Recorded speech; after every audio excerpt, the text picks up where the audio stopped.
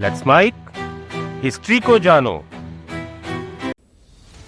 मुगल काल भारत के सबसे शानो शौकत वाले दौर में से एक के तौर पर जाना जाता है। इस दौर में कोहिनूर से लेकर तख्ते ताऊस तक का इस्तेमाल हुआ करता था। लाल किला, जामा मस्जिद से लेकर ताजमहल तक जैसी बड़ी इमारतें इस दौर में बनती हैं। लेकिन क्या आपको पता है कि ताजमहल बनाने वाले मुगल बादशाह शाहजहां ने अपने बेटे की शादी में कितने पैसे खर्च किए थे और ये शादी कितने दिनों तक चली थी और इस शादी का जो आयोजन हुआ वो कैसा था। दोस्तों, आप जानकर हैरान रह जाएंगे कि मुगलिया इतिहास में सबसे शानदार शादियों में से एक शादी थी उस शहजादे की जो कभी बादशाह नहीं बन सका। वो शहजादा जिसे बादशाह बनने से पहले ही उसके भाई ने उसकी हत्या कर दी थी। जी हाँ, समझ गए होंगे आप, मैं बात कर रहा हूँ दारा शिकोह की, जिसकी शादी में बेहिसाब दौलत खर्च की गई थी और इस शादी ने भारत से लेकर यूरोप तक को प्रभावित किया था। जैसे कुछ समय पहले तक अंबानी के घर की शादी लगभग पूरे साल खबरों में और सोशल मीडिया पर बनी रही थी, पानी की तरह जहां पैसा बहाया गया, करोड़ों करोड़ रुपए छोटी से छोटी चीजों पर खर्च किए गए, ठीक वैसे ही दारा शिकोह की शादी में भी तब इतने रुपए खर्च किए गए थे जिन्हें सुनकर आपकी आंखें खुली की खुली रह जाएंगी। अब दोस्तों, मुगलिया इतिहास की सबसे बड़ी शादी ये कोई मामूली शादी नहीं थी, बल्कि इसके पीछे कई पॉलिटिकल मोटिव भी थे और इसके साथ ही कुछ साजिशें भी थी जो इस शादी की भव्यता के पीछे रची जा रही थी। इस वीडियो में हम जानेंगे मुगलों के इतिहास की सबसे बड़ी और सबसे भव्य शादी के बारे में। ये शादी कितनी भव्य थी, इसमें कौन कौन सी रस्में हुई, कितना पैसा खर्च हुआ और शाहजहां ने इस शादी के जरिए क्या हासिल करने की कोशिश की और क्या वो इसे हासिल करने में कामयाब हो पाए। जानने के लिए इस वीडियो को इन तक जरूर देखिएगा, क्योंकि अपना इतिहास नहीं जानोगे तो खुद को कैसे पहचानोगे। 1 फरवरी 1633 के दिन आगरा में दारा शिकोह की शादी हुई थी। उनकी शादी हुई थी नादिरा बेगम से। नादिरा बेगम मुगल सम्राट जहांगीर के बेटे और शाहजहां के भाई सुल्तान परवेज मिर्जा की बेटी थी। इस तरह वो दारा शिकोह की चचेरी बहन भी थी। दारा शिकोह शाहजहां के 4 बेटों में से सबसे बड़ा बेटा था। दारा शिकोह एक लिबरल मुस्लिम था जो अकबर के दौर से चली आ रही हिंदू मुस्लिम एकता की नीति या गंगा जमुनी तहजीब पर चलने को सही मानता था। शाहजहां को भी अपने बड़े बेटे से बहुत प्रेम था। वो कभी भी अपने बेटे को अपनी आंखों से दूर नहीं होने देना चाहते थे। यही वजह है कि 1633 में जब शादी का टाइम आया तो शाहजहां ने करीब 32 लाख रुपए खर्च कर दिए थे।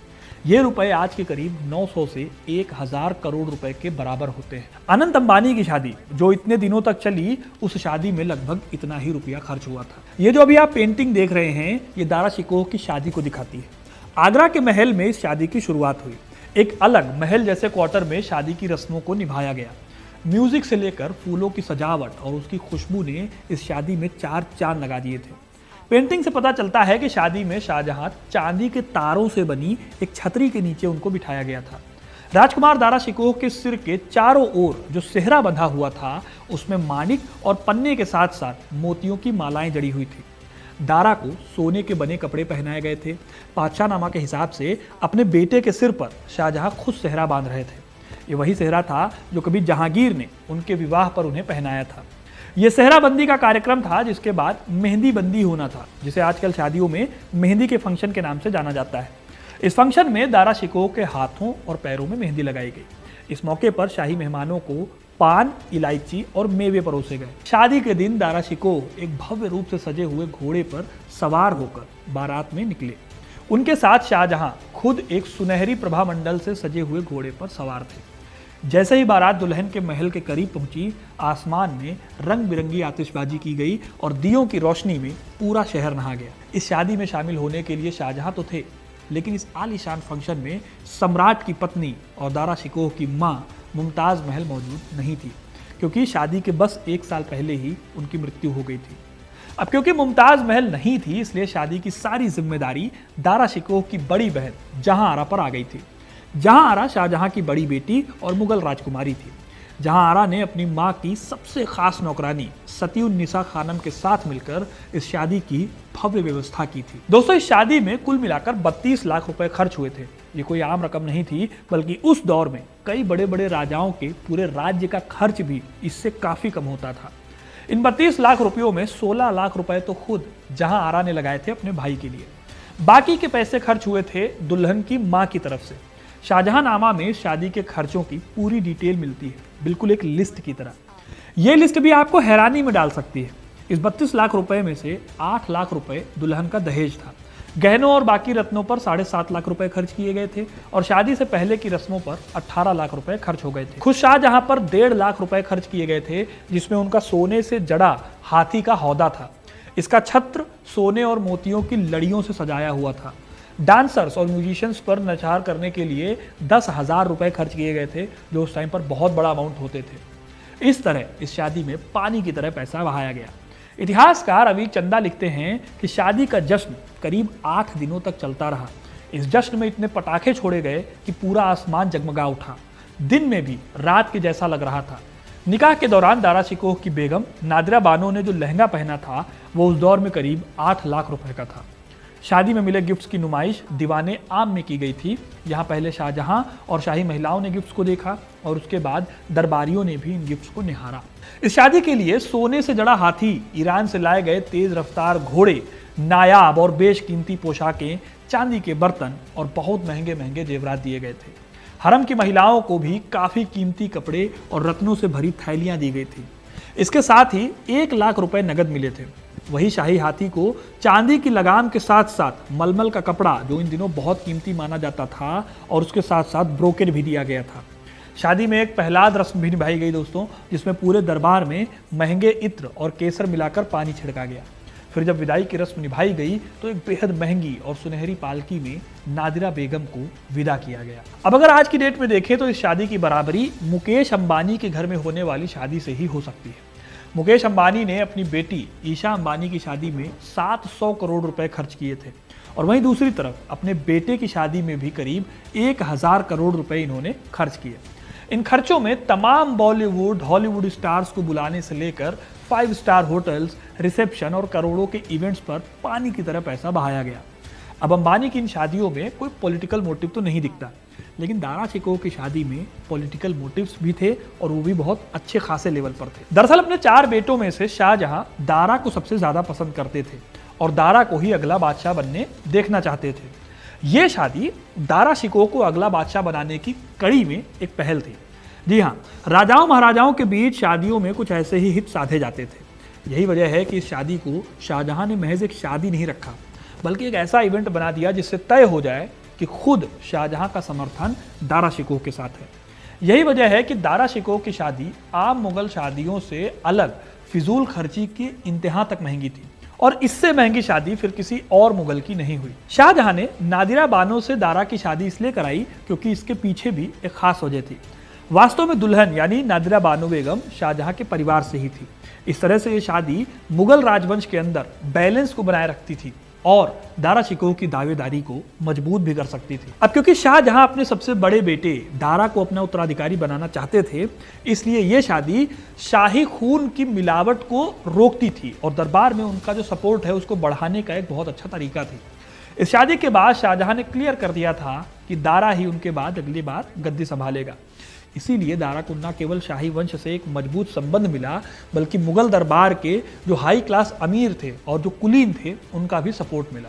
मुगल हिस्टोरियन मुनीस फारूकी के हिसाब से शाहजहां द्वारा इस तरह के फंक्शन का एक ही पर्पस था, अपने सबसे बड़े बेटे दारा शिकोह की पोजीशन को स्ट्रॉन्ग करना। इसी वजह से इस शादी में इतना ज़्यादा खर्चा किया गया था, नहीं तो मुगलिया शादी इतने खर्चों में नहीं हुआ करती थी। अब सवाल उठता है कि क्या ये शादी कामयाब हुई? अब अगर शाहजहां के हिसाब से देखें तो ये शादी कामयाब नहीं हुई। ऐसा क्यों था?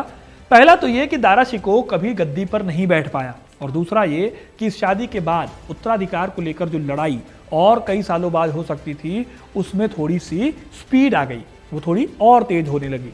शादी के बाद दारा ज़्यादा शक्तिशाली तो हुआ, लेकिन वो सत्ता की बदलती साजिशों को नहीं समझ पाया।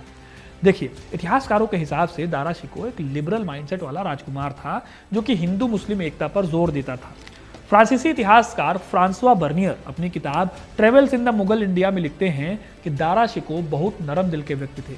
वो इस्लाम को जितना मानते थे उतना ही सम्मान हिंदू धर्म को देते थे। उन्होंने हिंदू धर्म से जुड़ी 50 से ज़्यादा इंपॉर्टेंट किताबों और उपनिषदों का संस्कृत से फारसी में ट्रांसलेशन कराया था। उनका इरादा था कि मुस्लिम भी हिंदू धर्म के ग्रंथों को पढ़ें।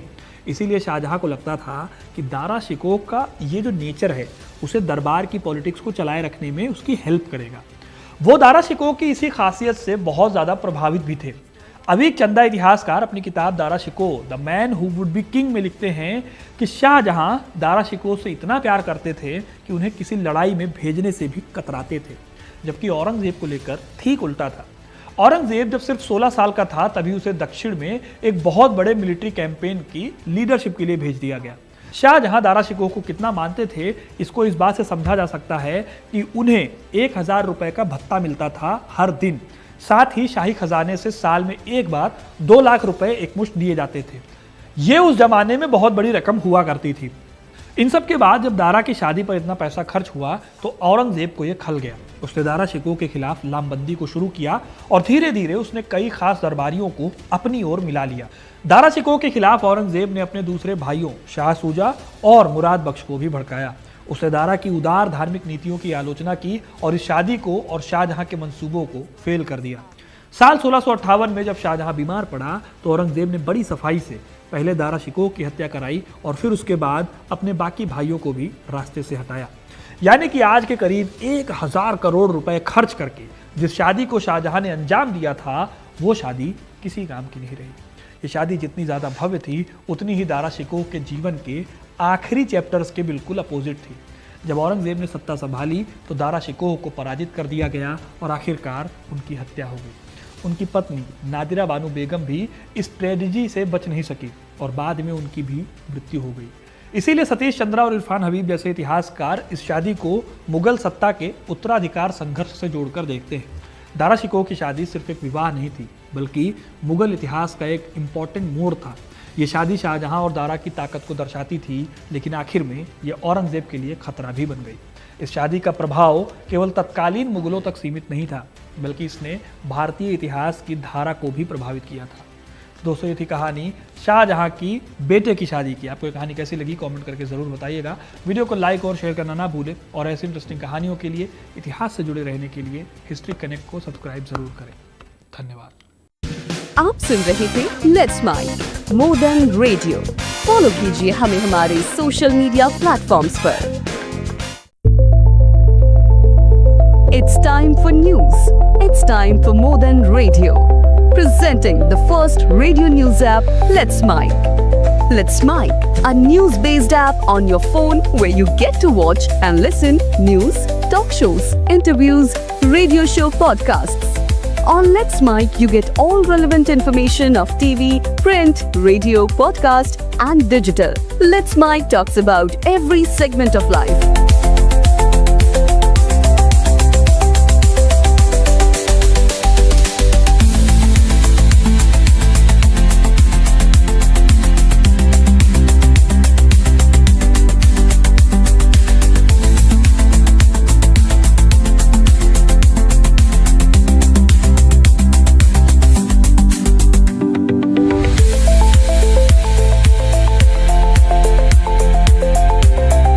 Download the app now from Play Store. Available both on Android and iOS mobile phones. Follow us on YouTube, Instagram, Twitter, LinkedIn, Facebook, Telegram, WhatsApp, Snapchat. Let's talk, let's connect, and let's mic. It's time for news. It's time for more than radio. Presenting the first radio news app, Let's Mic.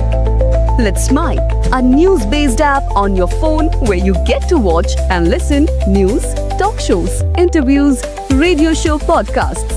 On Let's Mic, you get all relevant information of TV, print, radio, podcast, and digital. Let's Mic talks about every segment of life.